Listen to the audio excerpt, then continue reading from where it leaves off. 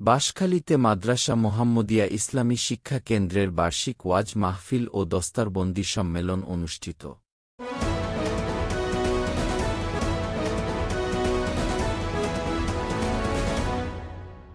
ধর্মীয় শিক্ষা ও ইসলামিক জ্ঞানের প্রচার প্রসারে বিশেষ অবদান রেখে চলেছে মাদ্রাসা মোহাম্মদিয়া ইসলামী শিক্ষা কেন্দ্র। এরই ধারাবাহিকতায় আয়োজিত হল বার্ষিক ওয়াজ মাহফিল ও দস্তারবন্দি সম্মেলন।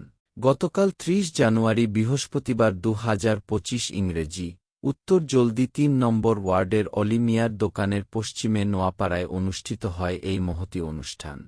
মাওলানা মুবিনুল হকের পরিচালনায় মাহফিলে সভাপতিত্ব করেন মাদ্রাসার উপদেষ্টা মুফতি ইসহাক ও কোয়ারি মর্তুজা বিল্লাহ হাসান।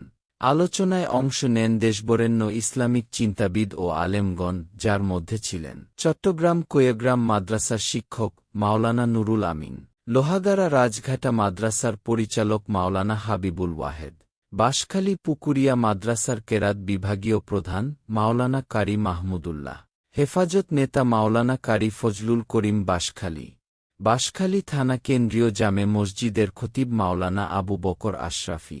অনুষ্ঠানে বিশেষ অতিথি হিসেবে উপস্থিত ছিলেন বিশিষ্ট সমাজসেবক জমশেদুল আলম কোম্পানি। তিনি বলেন, ইসলামী শিক্ষার প্রচার ও প্রসারে এ ধরনের আয়োজন খুবই গুরুত্বপূর্ণ। আলোচকগণ তাফসির ও ইসলামী জ্ঞান চর্চার গুরুত্ব তুলে ধরে মুসলিম উম্মাহর কল্যাণ কামনা করেন।